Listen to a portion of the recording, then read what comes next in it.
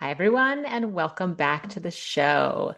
Today, we are going to be talking about abundance and what that means from a spiritual perspective. I can tell you that I did not grow up with the word abundance used a lot in my household. In fact, unknowingly to me, I was receiving lots and lots of messages of scarcity throughout my entire childhood. And I hate even saying that because my parents were great parents. They loved us very much. They did everything for us, but they just lived with a mindset of scarcity. And so that was um, that was then transmitted to us and absorbed by us. And it's how I walked in the world for a really long time. And I will be 47 next month, guys.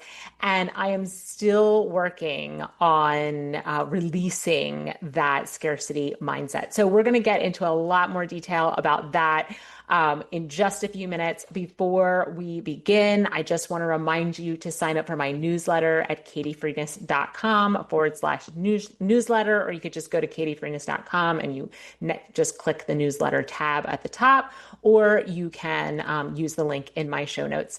I'm going to be linking this week's episode with my newsletter. We're going to talk about one of the yamas. I've done some episodes on the yamas before. Those are the 10 ethical guidelines of yoga and how abundance relates to one of those. So it's a separate topic from abundance, but abundance is very helpful when trying to when trying to like bring this ethical concept into your life. So that's what we do over there on the newsletter. We take things that are kind of related to the podcast episode, but not the same, and we tie them together, and you kind of see how this whole system of yoga works, because yoga is a system and a science, and most of my teaching comes from yoga philosophy, and it really everything kind of interlocks and interweaves to create this entire this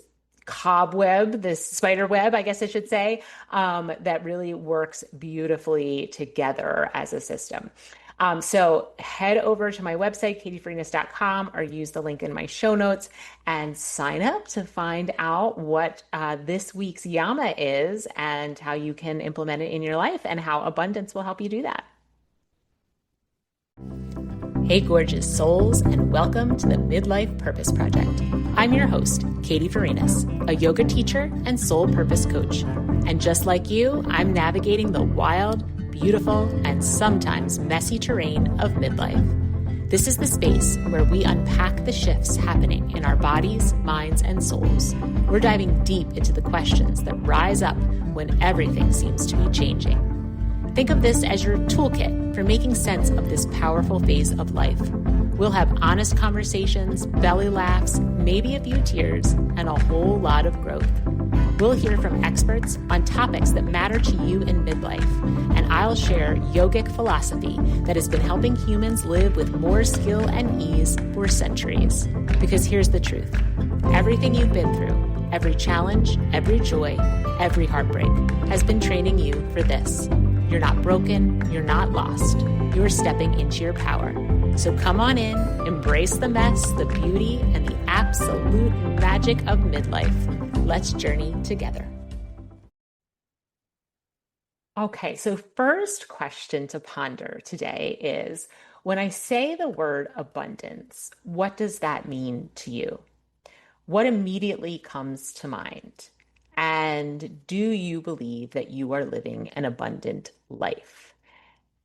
And if it's difficult for you to answer that question, that's okay. I think that years ago, if you had asked me that question, I would have had a really hard time answering it, because as I mentioned in the intro of the show, I grew up in a world of scarcity. And when you grow up in a world of scarcity, you don't often think about what abundance is, because you're too worried and scared that you're not going to have enough, right? So it's hard to think about being abundant, having an overflowing amount of something, when you are scared that you're just not even going to have enough of it, never mind an overflowing amount of it. So I had to really wrestle with my relationship with abundance for a long time. I am turning 47 next month, guys, or ladies, I should say. Most of you are ladies who listen to this show. Um, and I am still struggling with this concept. Not the concept, I'm still struggling with applying the concept in my life, the concept of abundance. So, here are some of the things. These are like some of the common things that we often feel scarcity around. Money is a big one. So, not having enough money.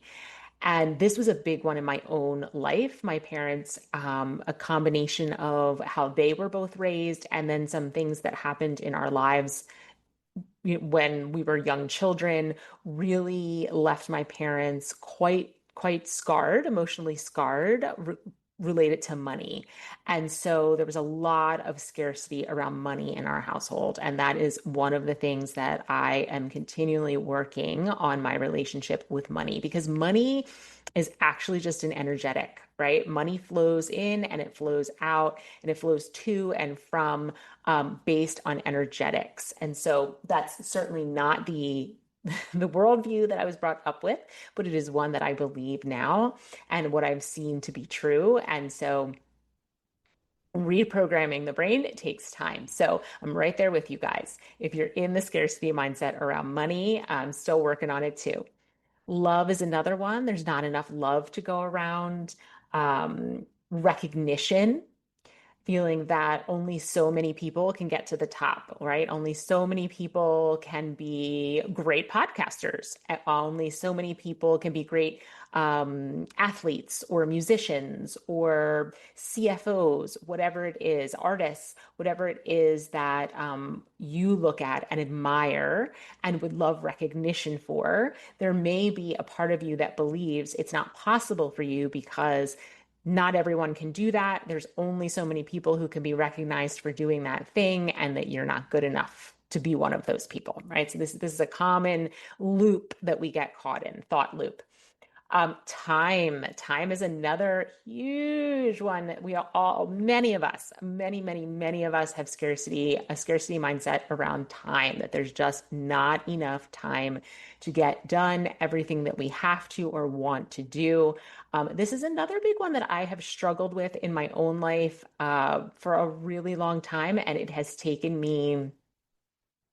really has taken me a tremendous amount of time to form new neural pathways around the concept of time and how we can actually multiply time, we can leap time, we can do all kinds of things with time when we learn the reality of how time works, just like the reality of how money works and love works and all these other things, which we're going to get into, I promise.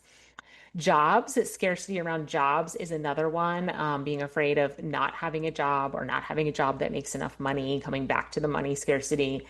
Access to things like education and healthcare. We obviously have a huge amount of work that we need to do. And I'm someone who has just come from working in the field of healthcare for the past 20 years. There's a lot of work that needs to be done around healthcare. And it can leave us feeling like there's a scarcity issue with healthcare. But there's not really a scarcity issue. It is, again, all in our long held limiting beliefs and mindsets that need to be shifted throughout the healthcare world so that we can tap into the reality that there is enough for everyone. So I mentioned that I grew up with this scarcity mindset in a lot of ways, and it impacted me on really deep levels, including me making lots of decisions based on that scarcity. So I'm sure you can all relate to this. Like, for example, when I graduated from college, I really wanted to go work in a national park. And my parents were like, "Are you insane?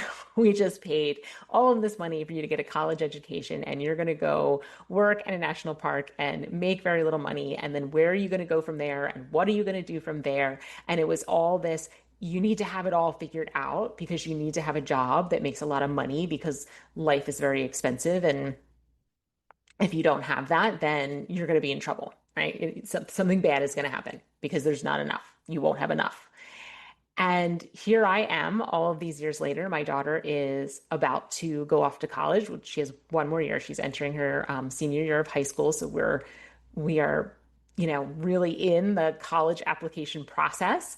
And I see in myself all this stuff bubbling up, right? Where I want to encourage her to follow her dreams and to let her heart and her soul lead her. And then on the other hand, I have that old energetic that comes in that says, what if this and what if that? She really wants to go far away to college. We live on the East Coast. She's considering schools that are on the West Coast.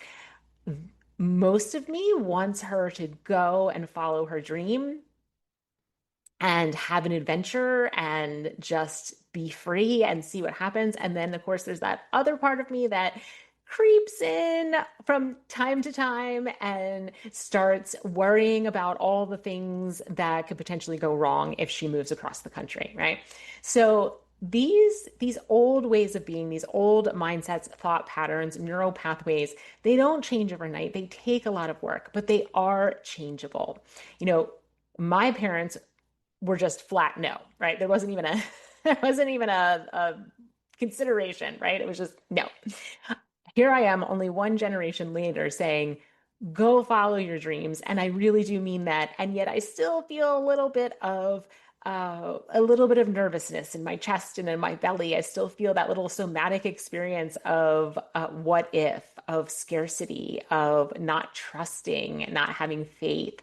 And I can recognize it. I can step back and take a deep breath and let that pass through me and out.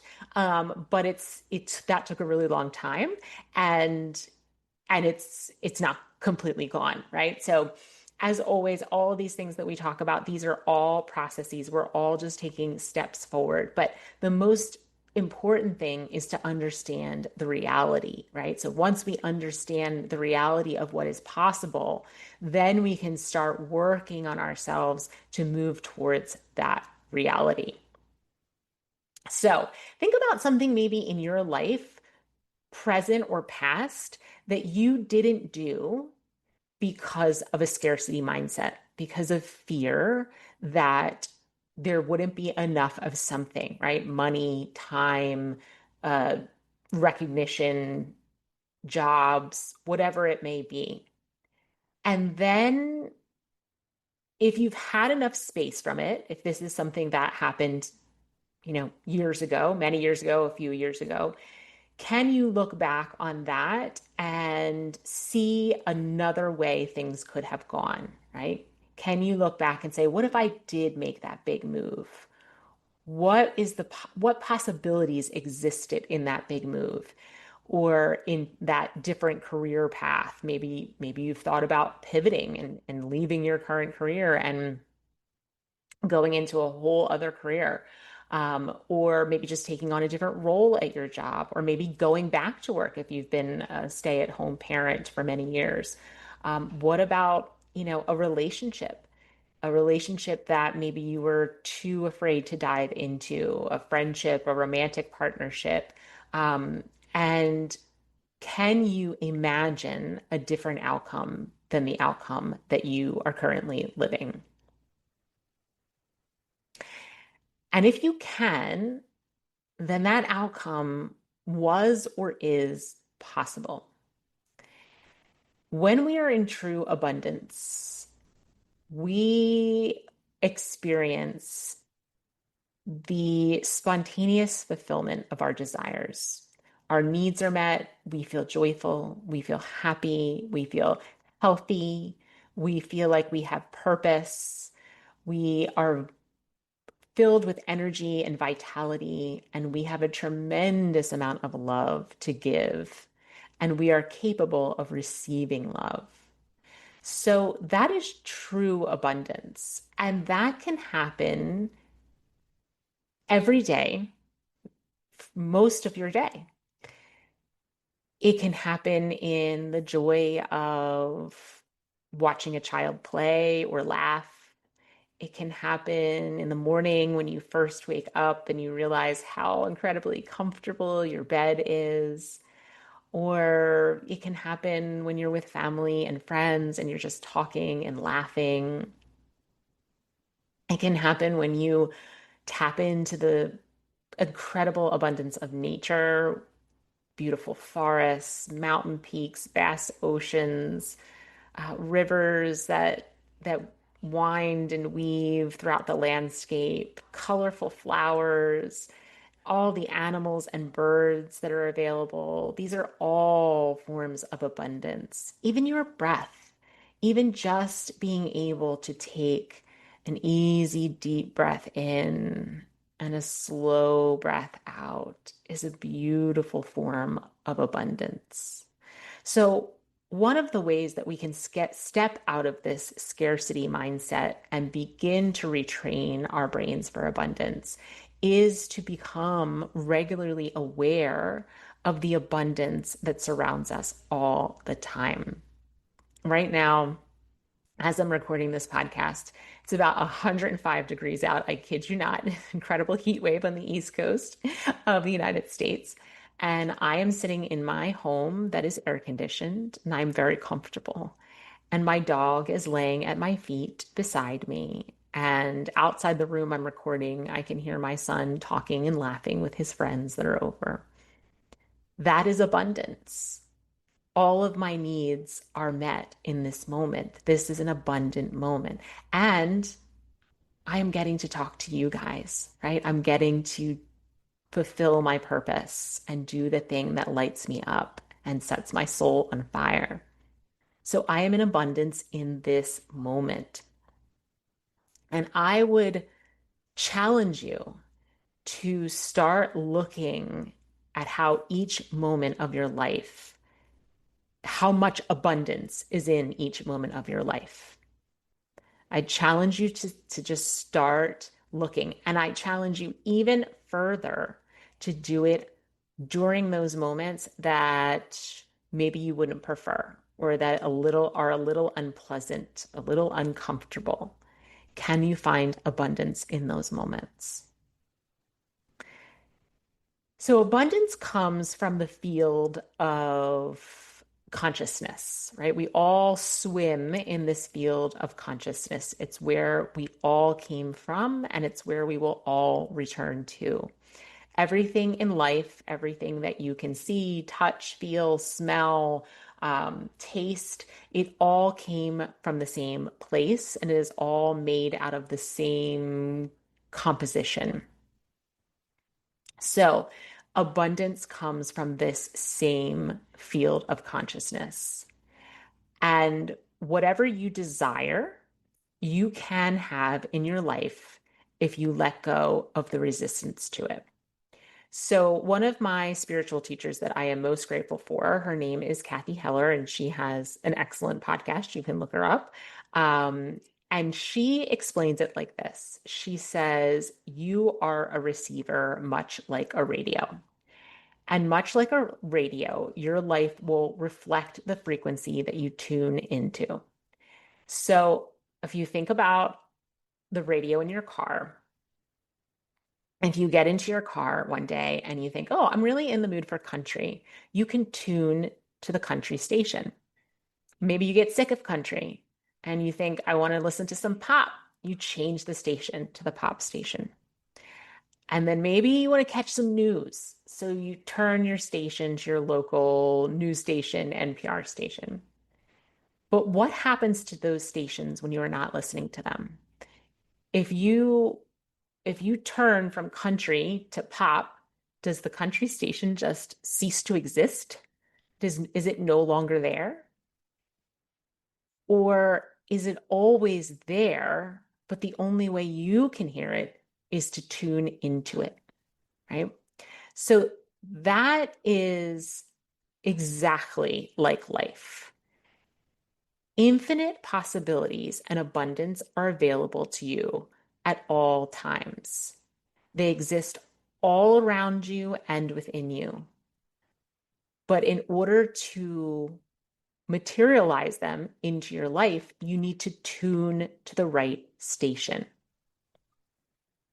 So just because you can't see them, touch them, feel them, hear them, smell them, whatever the thing is, doesn't mean they're not there, right? You can't hear that radio station until you tune to it. You can never see it, right? There's this frequency that's in the air that creates this radio station you're listening to that you can't see, but you know it's there because you can hear it, right? But you can only hear it if you tune to that station.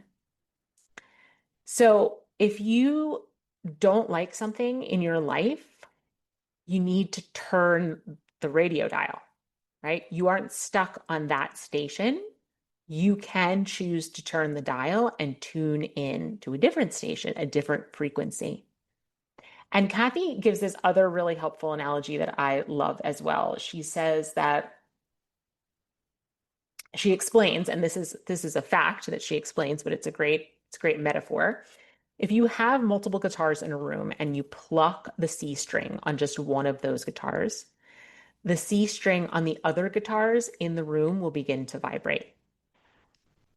It's called resonance, right? They're vibrating together at the same frequency. They are that one guitar, the energy of that one guitar, then infected. What's the right word? I'm so medical, coming from the medical background. It created the energy and it magnetized those other C strings towards it in that same level of vibration. So there's an infinite number of possibilities. And if you're feeling stuck, imagine what it is that you do want, right? So we often get stuck because we marinate in what we don't want, right? How often do you complain about the thing that you want to change in your life? Let's say it's your job, right? How much time do you spend talking about how much you don't like your job, or thinking about how much you don't like your job, or being resistant, feeling that internal resistance to going to your job, or just being generalized miserable about your job, right? So if we do that, we are now stuck in the energy of the thing that we don't want, right? In order to get the thing we do want, we need to be in the energy of that thing.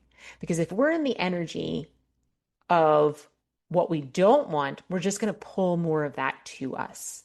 So it's like, if we're going back to this guitar analogy, if what we don't want is the C string, and we just keep plucking that C string over and over and over and over again, all the other guitars, all the other things in our life are just going to reflect back. They're just going to resonate with that C string.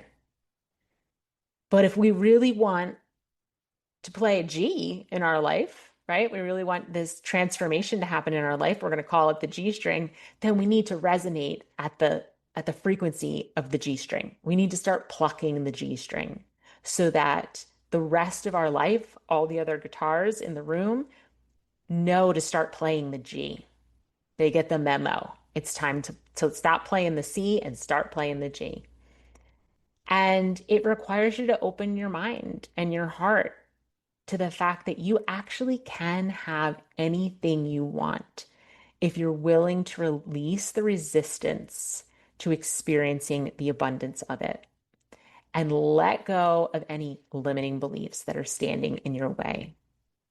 That is how you can attract what you want in your life. So it's a really, really simple process. It's a simple 3-step process.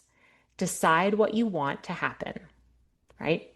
Create the vision, see what it is in your mind that you want, and then set the intention to have it.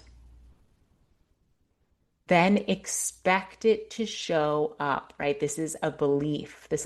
You have to believe that it's going to show up, right? Because we can set intentions all day long, but if in our heart we really don't believe that it's going to happen, it's not going to happen.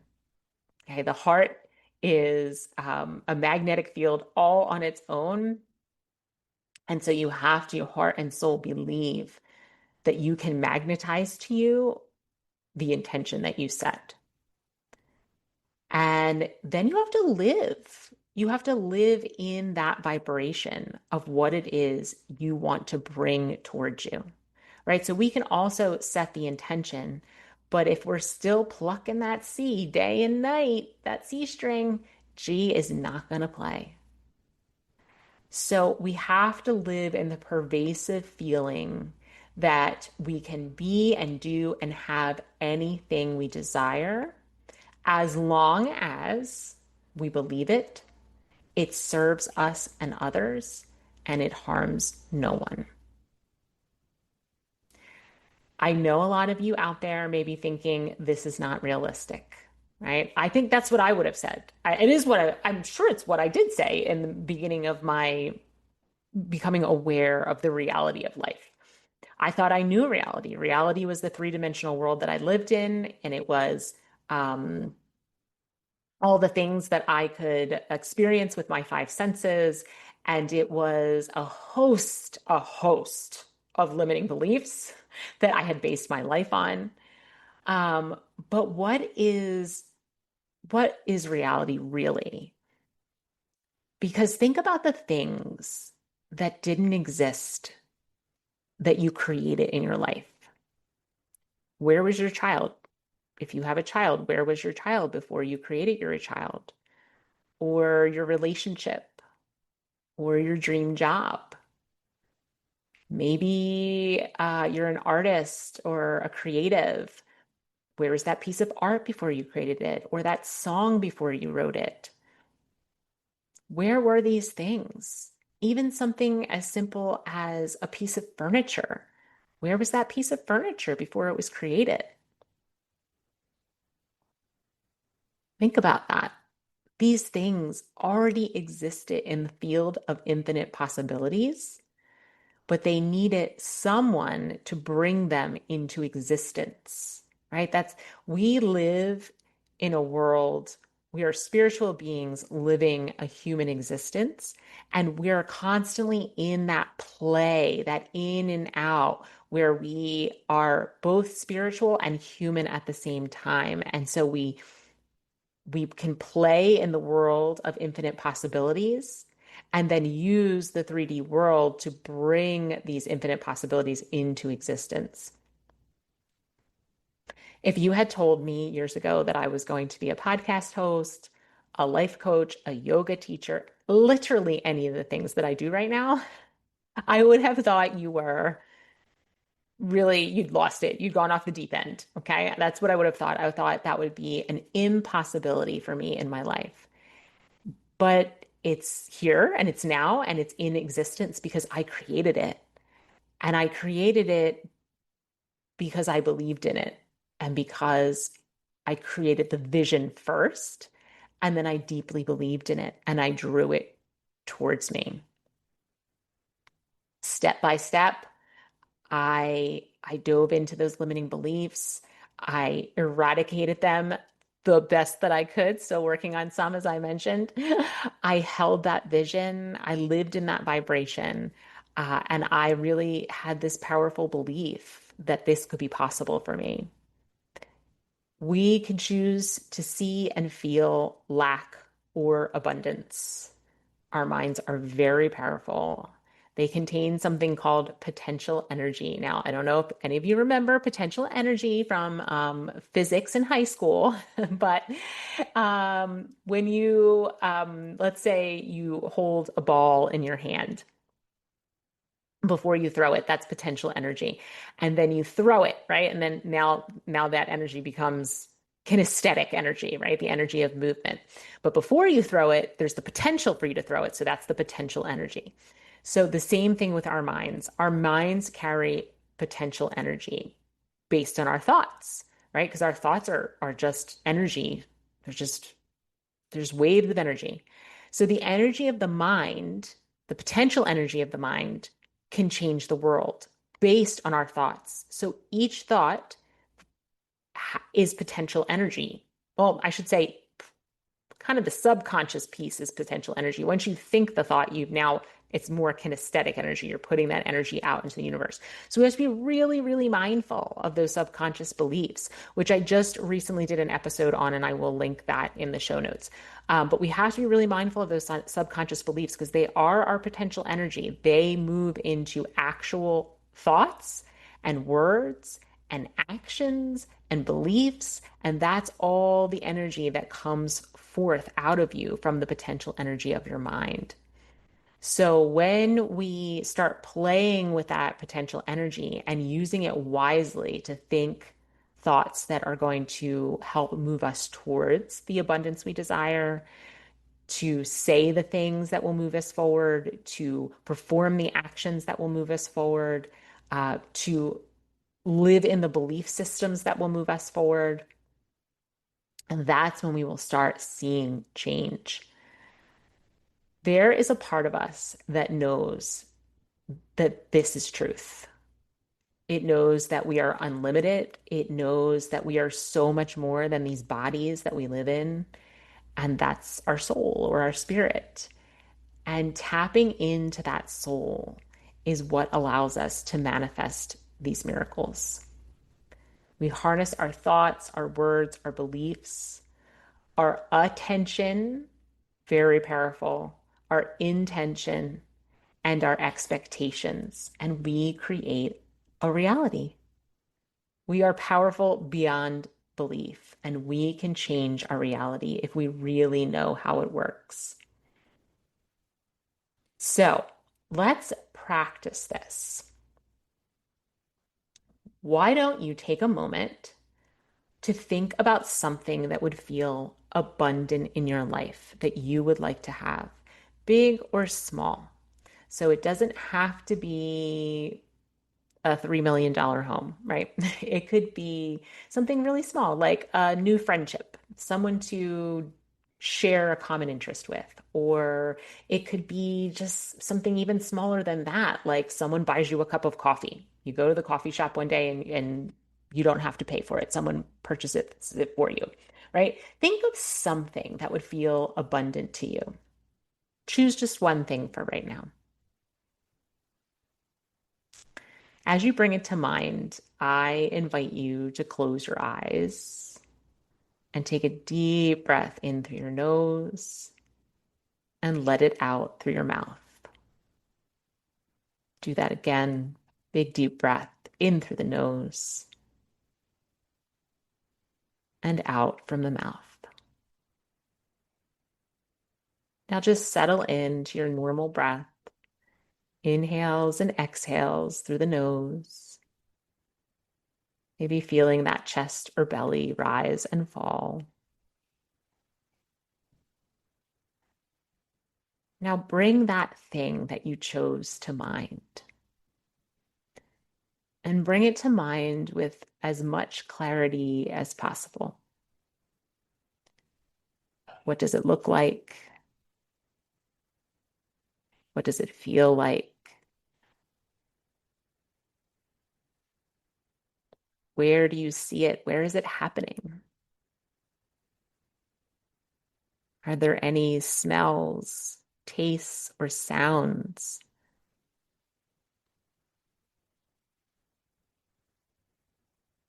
Be as specific as possible. Using the coffee example, are you at a Starbucks or a local coffee shop? Are you inside or at the drive-thru? Is it a man or a woman who buys your coffee or someone you'll never know? What did you order? How did you feel when the person paid for your coffee? What feelings were associated with it? This is what I mean when I say to be specifically.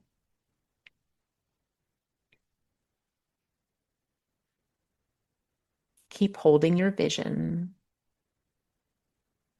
adding more and more details to the scene.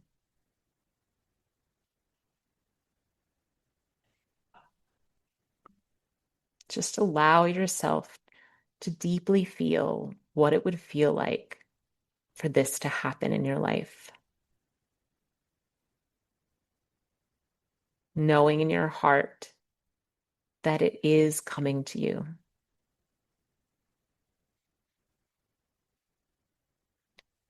You don't need to have all the details of how this vision will come true. All you need to do is be diligent about holding the vision, living in the energy of the vision, trusting what's in your heart, and maybe taking some small steps each day toward it.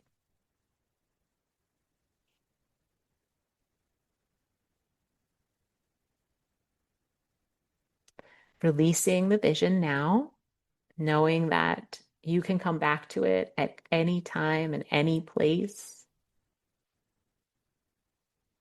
Maybe taking note specifically of what feelings you were feeling: joy, gratitude, love, excitement, peace. What was it you were feeling?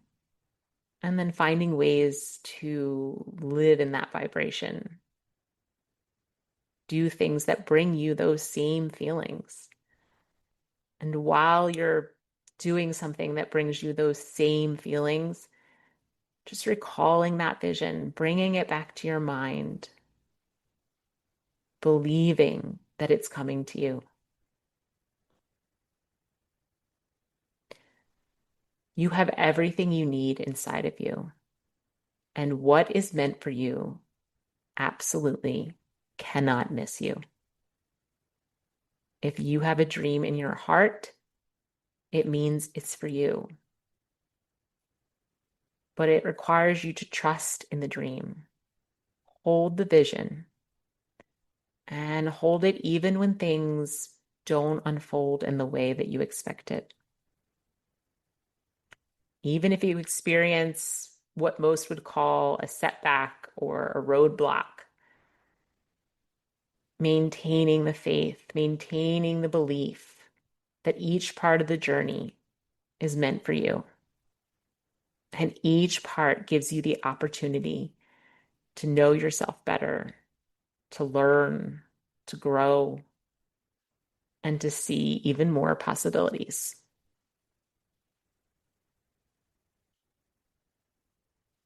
As a Dharma coach, I believe, I know that dreams are not placed on our hearts if they aren't meant for us. But we need to resonate at the level of the dream, at the level of the abundance that we want to see come into our lives. And that's where a lot of us get stuck. And it's easy to get stuck there. So my invitation to you this week is to think about that one thing. Think about that vision we just created. Bring it back to life as often as possible. Live in those feelings as often as possible. And in every moment that you can, take some time to recognize, to become aware of the abundance that exists in that moment. All right, my friends, I hope that was helpful. I always love to hear your feedback. Please email me at katie@katiefarinas.com or DM me on Instagram at katie.farinas. If you're on Spotify, you can comment directly on the Spotify comment section, and I'd love to hear what you think. All right, I will talk to you soon. Have a wonderful week. Thank you for joining me on this journey of self-discovery here at the Midlife Purpose Project. I hope today's conversation sparked something deep inside of you, made you laugh, or reminded you that you are never alone. Remember, it's never too late to reconnect with your soul's purpose and live a life of meaning. If you enjoyed this episode, please subscribe, rate, and review the show or share it with someone who could use a little inspiration. It really helps the show reach more women and helps me keep the content ad-free. Join me next time as we continue to explore what it means to live with purpose in midlife.